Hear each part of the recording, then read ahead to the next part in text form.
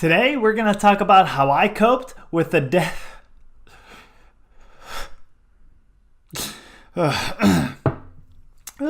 Promised myself I wouldn't cry. Today, we're going to talk about how I coped with the death of Iron Man. One of the best parts about Robert Downey Jr. playing Iron Man is that he was so into it. It wasn't just a job to him like it seemed to be to all the other actors who had played superheroes before. He was really into it. He loved it. And that enthusiasm was infectious. So it made watching the movie that much better. It made you appreciate the movie that much more. He even went to the premiere wearing a part of the suit. That's pretty damn cool. Since the release of Iron Man #1 in 2008, Robert Downey Jr. has given us 10 amazing performances in various Marvel movies. Over that course of time, we as the fans have developed a deep relationship with not only Tony Stark, but also Robert Downey Jr. because his ceaseless enthusiasm over the years, we've all come to love and adore him. So, when we saw that it was going to be him who did the snap, there was one line that I thought of, one quote. "Life, if well lived, is long enough," by Seneca. Now, that quote means a lot because that is the #1 thing that you can say about Tony Stark, is that he lived his life and he lived it well.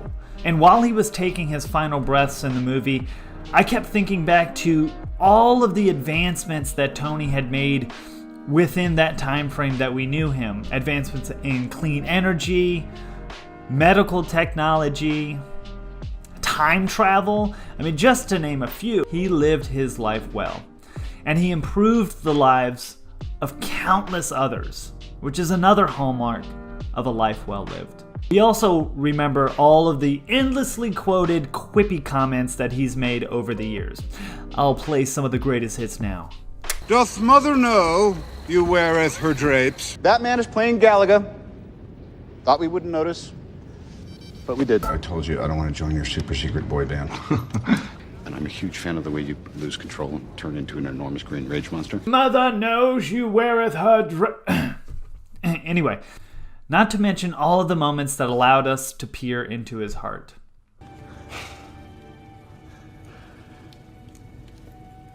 Thank you for saving me. Don't waste it.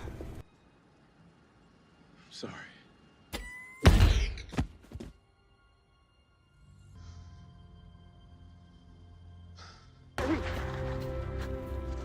I don't want to go. I don't want to go, sir, please.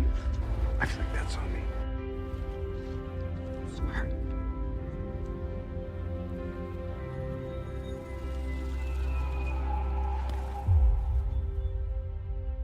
Proof that Tony Stark had a heart. And with those moments, there's another quote that I really find is applicable in this situation. And I'll read it for you now.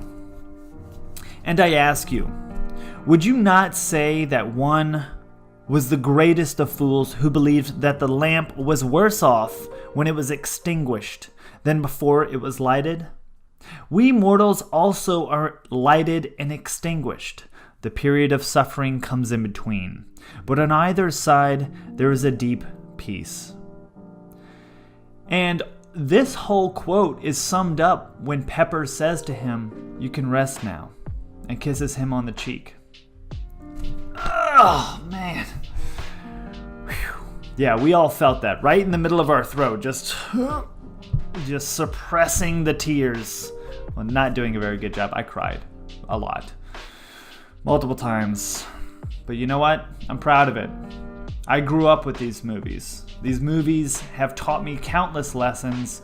They've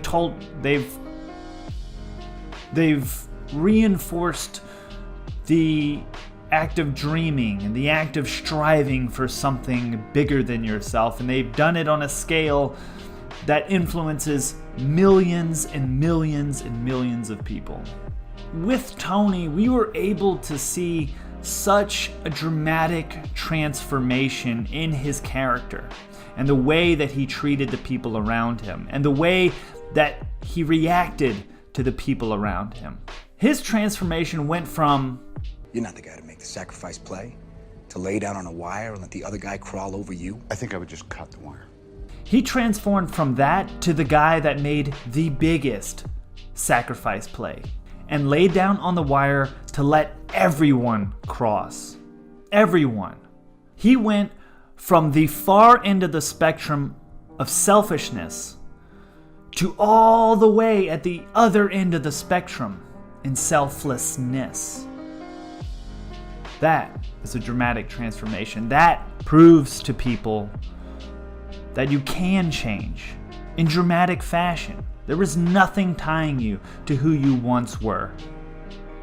So I choose to celebrate everything that Tony Stark, Robert Downey Jr., and Iron Man have done for not only comic book fans, but movie fans around the world, and people that were introduced to comic books because of him. He's done a great service, and I would like to remember that. I'm also thankful that he got one of the most satisfying send-offs in the MCU. If you thought this video was helpful in you coping with the death of one of the greatest superheroes we've ever seen on screen, give it a thumbs up, and you might want to consider subscribing because I got a ton more videos coming out just like this. And if you have a character or a favorite superhero that you'd like me to do an analysis on, just let me know in the comments below and I'd be happy to do a video. So, thank you so much for watching, and I really look forward to seeing what you have to say in the comments. And I'll see you next time. And remember, I love you 3000.